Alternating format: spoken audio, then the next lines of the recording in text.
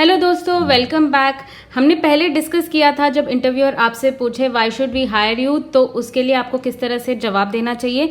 लेकिन अगर किसी इंटरव्यू में इंटरव्यूअर कहे कि आपका प्रोफाइल जो है इस रोल के लिए रेलेवेंट नहीं है, सीधा सीधा अगर मुंह पे इस तरह से बोल दे, तो आपको किस तरह से जवाब देना चाहिए। ये सिचुएशन अभी बहुत कॉमन होने वाली है क्योंकि बहुत सारी ऐसी इंडस्ट्रीज हैं जिसमें पूरी इंडस्ट्री ही खत्म हो गई कोविड की वजह से, और उस वजह से बहुत सारी जॉब लॉसेस हुई। और बहुत सारी ऐसी इंडस्ट्रीज हैं जो बिल्कुल बहुत ज़्यादा ग्रो कर रही हैं कोविड की वजह से, और इस इंडस्ट्री से दूसरे इंडस्ट्री में बहुत सारे लोग अप्लाई करने वाले हैं। तो ऐसा बहुत होने वाला है कि आपकी जो प्रोफाइल है, आपका जो एक्सपीरियंस है, एजुकेशन है, ये सब आपकी जो आप जिस कंपनी के लिए अभी अप्लाई करने वाले हैं वो रेलेवेंट ना हो।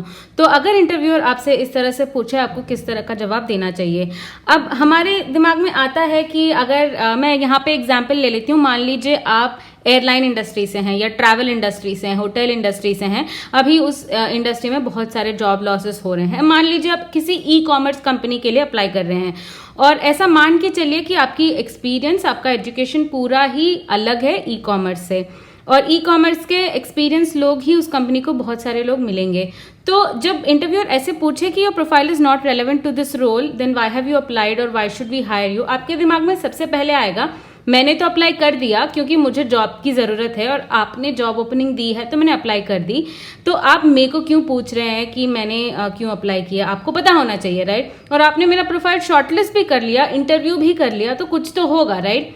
लेकिन मैं यहाँ पे सजेस्ट करूँगी आप थोड़ा और आगे सोचें और इस क्वेश्चन को थोड़ा स्मार्टली आंसर करने की कोशिश करें।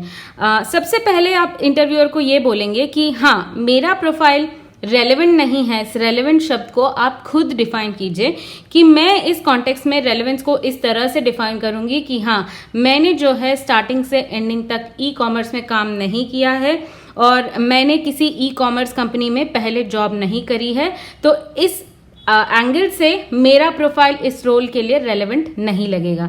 लेकिन मेरा प्रोफाइल इस रोल के लिए रेलेवेंट दो तरीके से हो सकता है। सबसे पहला रीज़न ये है कि मेरे पास इस रोल को करने के लिए रिक्वायर्ड स्किल्स हैं, और दूसरा मेरी जो थॉट प्रोसेस है, थिंकिंग है, मेरा जो काम करने का तरीका है, प्रॉब्लम सॉल्विंग अप्रोच है, वो इस रोल के लिए बहुत सूटेबल है। तो आपने जो है ये रेलेवेंस वर्ड को पूरा ही डिलीट कर दिया कॉन्वर्जेशन से। अब पहले सबसे पहले आते हैं स्किल की बात करते हैं। थॉट प्रोसेस की बात हम थोड़ी देर बाद करेंगे। स्किल में आप क्या क्या दिखा सकते हैं, क्योंकि आपके पास तो टेक्निकल स्किल तो है नहीं ई कॉमर्स रोल को करने की, तो आप दूसरे स्किल्स को एक्सप्लेन कर सकते हैं। सबसे पहला स्किल आप बता सकते हैं कि एम्बिग्विटी, मतलब किसी भी सिचुएशन में जब आपको रिजल्ट ना पता हो, आपको काम करने का तरीका ना पता हो, आप किस तरह से उस सिचुएशन को डील करते हैं। जब ई कॉमर्स कंपनी कोई भी काम करती है, कोई प्रोडक्ट लॉन्च करती है, सर्विस लॉन्च करती है, उन्हें नहीं पता होता कस्टमर कैसे रिएक्ट करेंगे, सप्लायर कैसे रिएक्ट करेंगे।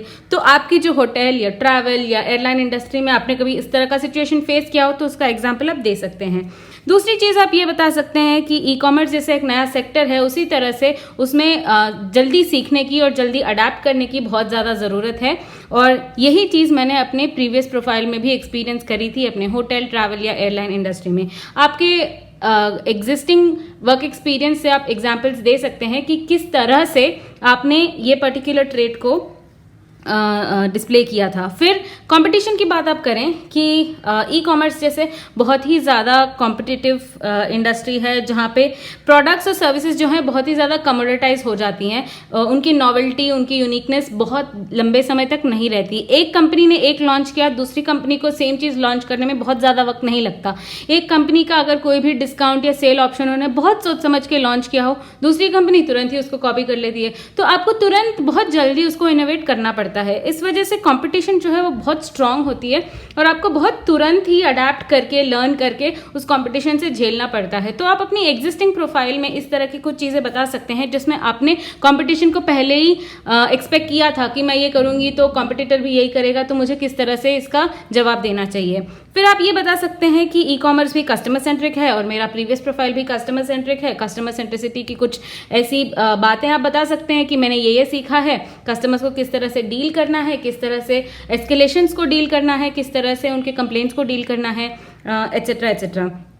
फिर आप ये बता सकते हैं कि मैंने स्टेक होल्डर मैनेज किया है। स्टेक होल्डर का मतलब ये है कि आपकी कंपनी या आपके रोल में जो भी स्टेक होल्डर्स हैं, कस्टमर तो सबसे मेन स्टेक होल्डर होता ही है। बहुत बार ऐसा होता है कि सप्लायर्स के साथ, वेंडर्स के साथ और गवर्नमेंट के साथ, मैनेजमेंट के साथ, आपको शेयर होल्डर्स के साथ आपको डील करना पड़ता है। अगर आपकी प्रीवियस प्रोफाइल में आपने ये किया है, आपको लगता है कि आपने जिस रोल के लिए अप्लाई किया है उसमें भी इस तरह का प्रोफाइल जो है वो यूजफुल रहेगा, तो उस बात को जरूर हाईलाइट कीजिए।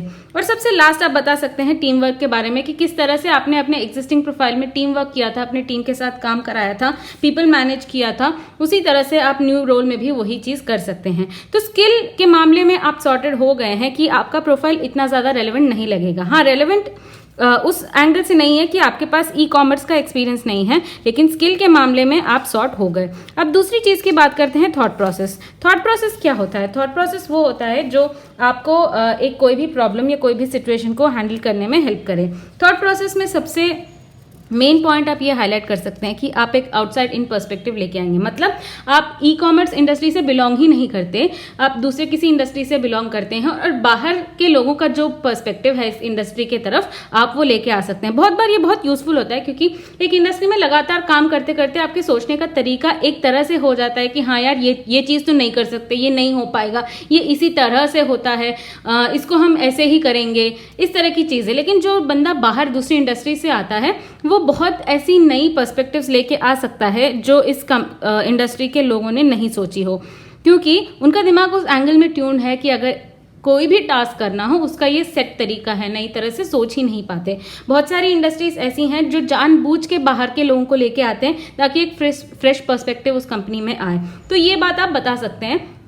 इसके फिर आप एग्जाम्पल्स भी दे सकते हैं किस तरह। आउटसाइड इन पर्सपेक्टिव मैं ये लेके आऊंगी कि मैं एक ई कॉमर्स कंपनी की कंज्यूमर हूँ, हो सकता है उसी कंपनी की कंज्यूमर हो। अगर आप किसी कंपनी में अप्लाई कर रही हैं जिसका अगर कोई वेबसाइट है, ऐप है, तो उस वेबसाइट को आप थोड़ा एक्सप्लोर कीजिए, उस ऐप को थोड़ा एक्सप्लोर कीजिए और कस्टमर पॉइंट ऑफ व्यू आप बता सकते हैं कि एज अ कस्टमर मुझे क्या क्या लगता है, इस कंपनी को क्या चीज़ें बेटर करनी चाहिए। एज अ सप्लायर मतलब अगर कोई ई कॉमर्स पोर्टल है जिसमें आप खुद सामान बेच सकते हैं, तो उस पर्सपेक्टिव से आप क्या इंप्रूवमेंट लाना चाहेंगे। एज अ कॉम्पिटिटर अगर आपको लगता है ये तो बहुत ही सिंपल सोल्यूशन है और ये पर्टिकुलर सोल्यूशन तो कोई भी लगा सकता है, मे बी आपके फ्रेंड्स ग्रुप में आपने डिस्कस किया हो कि हम क्यों ना इसी तरह का सोल्यूशन मार्केट में लेके आएँ, तो एज अ पोटेंशियल कॉम्पिटिटर भी आप अपना पॉइंट ऑफ व्यू दे सकते हैं। तो आपकी थॉट प्रोसेस जो है as an outside in person आपको इस रोल के लिए सूटेबल बनाती है। तो ओवरऑल आपको इंटरव्यूअर को ये बताना है कि हाँ, अगर आप रेलेवेंस को ई कॉमर्स एक्सपीरियंस से डिफाइन करें तो मेरे पास नहीं है, लेकिन अगर आप रेलेवेंस को आपके स्किल और थॉट प्रोसेस के पॉइंट ऑफ व्यू से डिफाइन करें तो आपका प्रोफाइल इतना इरेलेवेंट नहीं लगेगा। मैं ये भी सजेस्ट करूंगी कि आप मेरे चैनल पे बने हुए why should I hire you वाला वीडियो भी ज़रूर देखें और अपने एप्लीकेशन प्रोसेस को, अपने इंटरव्यू प्रिपरेशन प्रोसेस को और दुरुस्त करें। उम्मीद करती हूँ आपको मेरी वीडियो से, मेरे चैनल से बहुत हेल्प मिल रही होगी। अगर आपको मेरा वीडियो अच्छा लगा तो प्लीज़ लाइक कीजिएगा और चैनल पर अगर नए हैं तो सब्सक्राइब करना ना भूलिएगा। Thank you.